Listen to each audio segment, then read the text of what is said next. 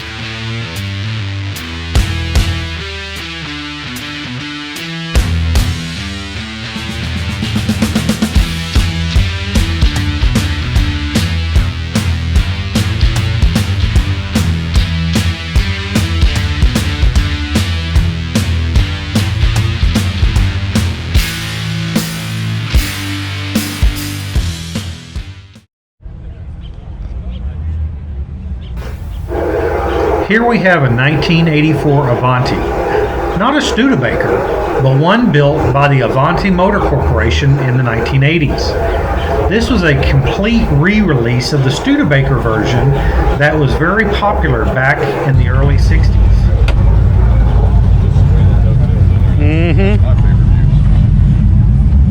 Gorgeous. There wasn't another car like it. No, it really wasn't so far ahead of their time. Yep. First one in the country with disc brakes on the front. Yeah. Well, that's why I like Studebaker so much. It's just because they were completely ahead of their time. They were completely unique compared to what was going on. Yeah, that's a good word, unique. Yeah. It's got a lot of controls above the mirror, you know, for the fans, the lights, and different things. Yeah, I mean, you look at the gauges on there, ahead of the steering wheel, and then down on the floor, on the console. Just a whole lot of unique. Power windows, power door locks, air conditioning. It's an 84, and you know, I got some details on the windshield there. It took 13 and a half weeks to put that car together. Wow. Handmade out of the factory with that IROC 5-liter engine. 38,000 back in 84. I just Wow, that's I don't crazy. know what it would cost today to do something like that. No telling. There is no telling. Moonroof. I mean, like I said, I'm a factory like that. As the decade of the 60s began, Studebaker was in financial trouble. Although they had merged with Packard Motor Company in 1954, Detroit's Big Three, Ford, General Motors, and Chrysler, continued dominating American car sales, and smaller independent companies were floundering. In February of 1961, Studebaker's newly appointed president, Sherwood Egbert, proposed designing and building a sports car to help boost the company's image and attract younger buyers. He contacted industrial designer Raymond Lowry. Lowry had worked with Studebaker previously. Among others, the Starlight and Starliner models were designed by his team.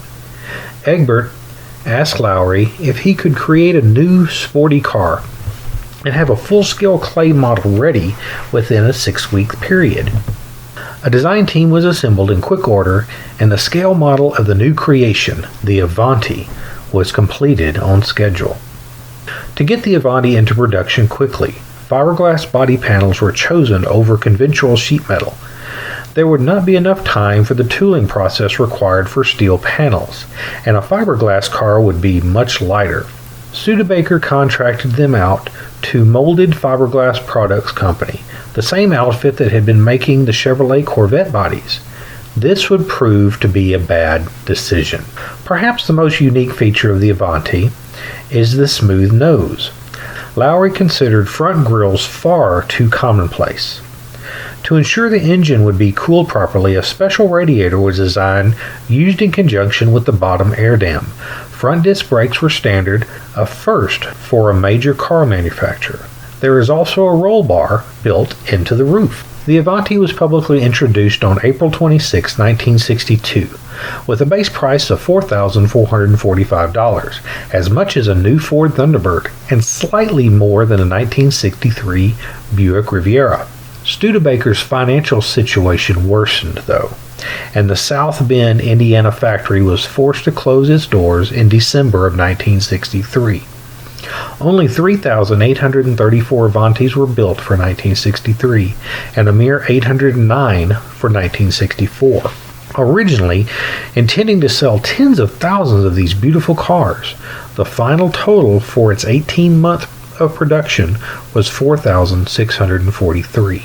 With the Studebaker Company's demise in 1963, the Avanti seemed destined to become another footnote in classic car history. But Nate Altman, an Indiana Studebaker dealer, knew there was still a great deal of interest in the car. Determined on keeping the Avanti alive, Altman approached every major automobile manufacturer in America, to no avail. Even American Motor Corporation, who seemed like a good choice, was not interested in the car either. With surprisingly little interest from major car manufacturers, Altman, with his business partner Leo Newman, bought the rights to the Avanti from Studebaker, along with the tooling and space in the former factory. Altman also struck a deal with Molded Fiberglass in Ohio, who had supplied the original Avanti bodies, to continue making the body parts. The new company, called Avanti Motor Corporation, brought on board former Studebaker chief engineer Eugene Hardick. With the Lark convertible chassis retained, Hardick's first task was to replace the now obsolete Studebaker engine. An easy choice was the lighter, more powerful 327 small block Chevy engine, the same one used in the Corvette. In October 1982, Arnold Altman sold the Avanti rights to real estate developer Stephen Blake, a self-proclaimed automotive enthusiast. In mid-1983, a 20th anniversary edition was introduced. Blake organized a national dealers network, and 1983 proved to be a good year. Production reached 289 units. A new model called the Touring Coupe was introduced in 1984. In early 2006, Avanti production moved to a new plant in Cancun, Mexico. Avantis were fitted with V8 engines, with the option of a Ford V6 engine. With legal trouble shutting down production, the last Avanti built to date was 2006. This is David Mayfield with Finding the Classics. If you're having a hard time finding the classic car that you're really looking for, give us a call. Look at our website. It's going to be down in the description here. We'll also have it down here on the screen. But Driving the Classics is a classic car locator. We can find any car you're looking for. We'll do the negotiating. We'll do anything you need to get the car of your dreams. So give us a call. Go to our website. Number is 830-423-2007. We're located in New Braunfels, Texas. What are you looking for? What can we do to help you drive your dreams? Give us a call. Thank you. Now here's another. I like to focus on unique vehicles. And here's one right here. It's a Cadillac Hearse Fleetwood. But if you notice, bed liner. Can you imagine how heavy this thing is?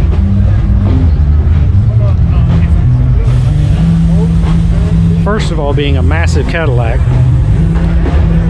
then being coated with bed liner. You never know what you're going to find. You never know what you're going to see at a car meet.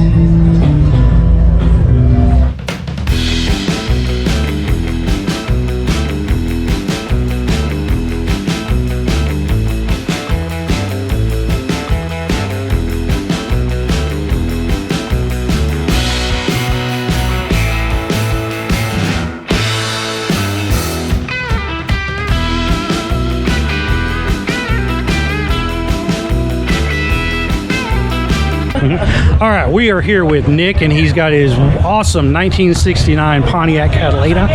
Nick, tell us about it. What is it about this particular vehicle that you fell in love with? What is your passion on this car? I fell in love when my uncle first started this thing up, and it just scared the living life out of me, man. It shook the house, shook the earth.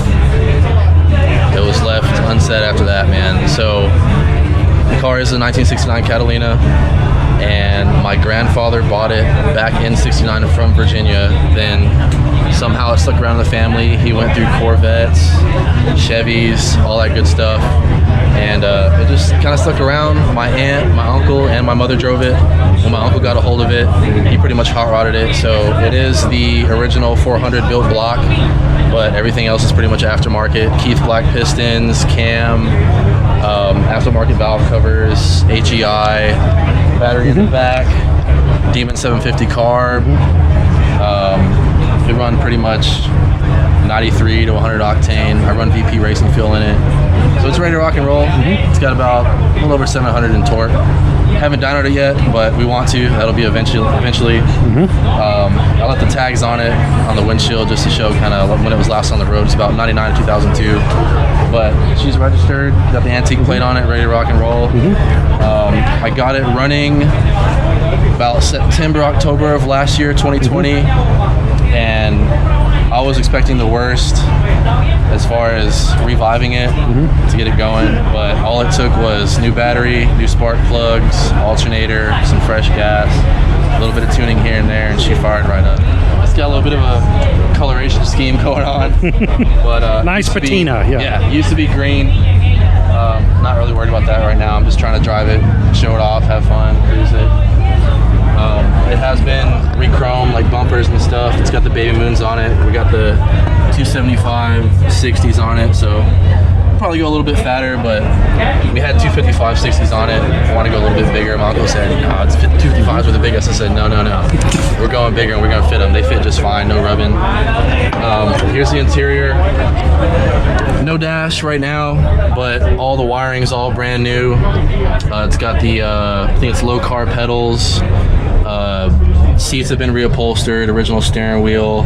Not too much rust, as you can see. You see my temporary gas tank over there. Yep. So gas tank out back will be the next thing that we do.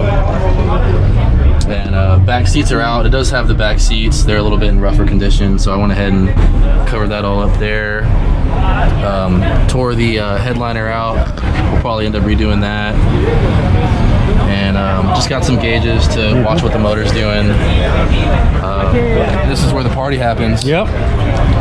So this is the 400, and runs strong. That's all she wrote right there. But yeah, I get the front end looked at a lot. Yeah, this right. Questions are is it a GTO or what is it? I've had Oldsmobile, I've had Buick, anything you can almost think of. Yep. And since it's debadged right now, I got the folks, they'll come up, they're intrigued. Hey, I want your opinion. Let me get your guess. What do you think it is? So, yeah, I get a kick out of that. It's really fun, man. Well, very good. Well, you don't see it. You don't see them. You really don't. So, we appreciate you bringing it out and telling us a little bit about it, and keep it going. Keep it going. And then my Instagram and Facebook. Facebook's Nick Blackstone. Instagram is EJ1_Nick. I have some other projects, and we're always doing fun stuff that we're posting. And I do have a YouTube channel as well. It's under Nick Blackstone. Just check out my name. I ride BMX, so my latest video on there is me riding BMX, jumping off roofs and grinding handrails. This is the next forthcoming right here. Well, good deal. We'll have all that in the comments, and we'll appreciate your help. All right. Y'all have a good one. All right, and we have Gene here, and he has brought his awesome 1969 Pontiac LeMans. Tell us a little bit about it. What is it about this car that drew you to it? Initially, long story short, I had a neighbor down the street from me growing up. He had a 68 Le Mans, and he had it really nicely cloned into a GTO, and so ever since then I really wanted a Pontiac, considering how rare it was, and it always reminded me of that car that was down the street. So I I do have a Le Mans that I am cloning into a GTO, but that's another story entirely. I actually found this one during the pandemic. It was on Marketplace, and in fact, it had been on Marketplace for about 2 years.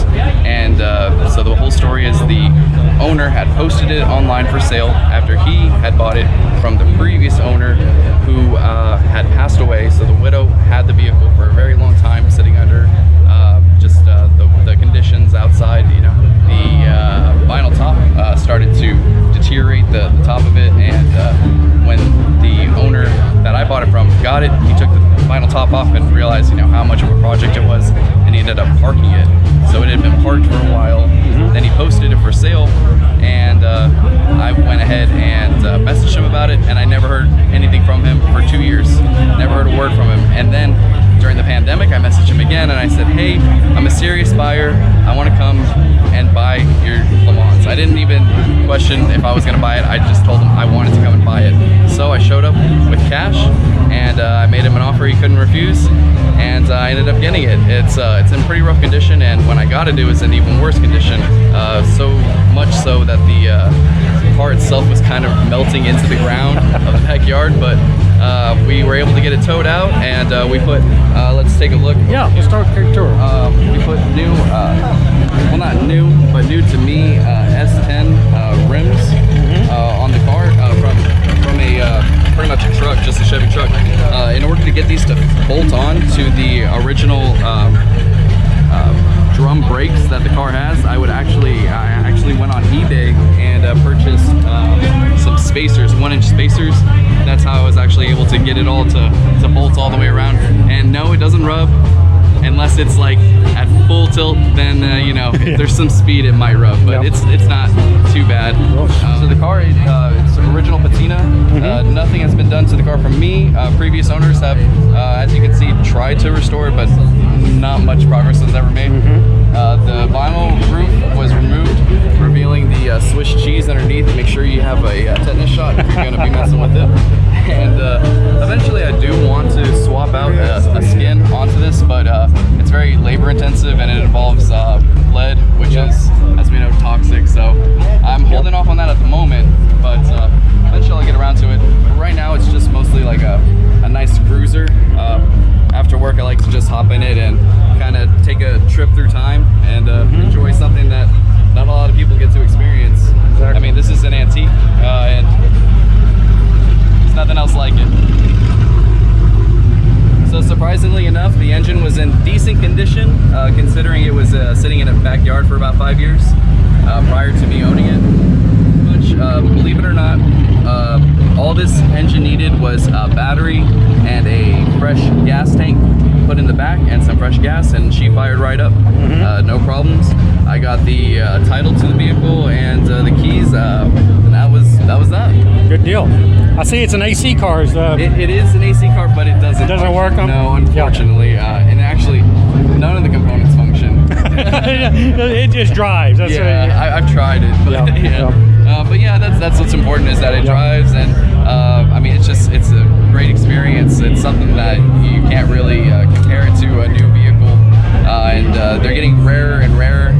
That's my kind of allure to these vehicles, is that I want to kind of enjoy, you know, the aspect of them while I can, because you know, they're getting hard to find. They're getting hard to find, definitely. Well, Gene, I appreciate you. I appreciate you bringing it out here and keeping it in its condition it is, because it really shows what you can do with these, and you can still enjoy them. Exactly. And so, all right. Well, thank you so much, Gene. Appreciate it. Thank you. All right. All right. We got a couple of Ferraris here. Now, I cannot tell what these are. I am no Ferrari expert. I don't know. So, if you look at these and you know what they are, put a comment down in the comment section.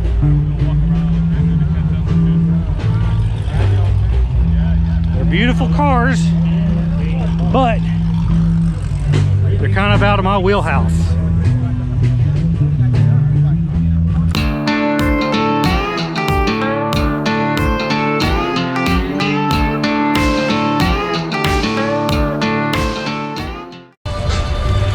Well, I hope you enjoyed this episode of Driving the Classics here in San Antonio at the Biff Buzby's Burgers weekly meet. It was a great meet, and we're going to definitely go back. So if you're ever in San Antonio, have your car, definitely go take a look.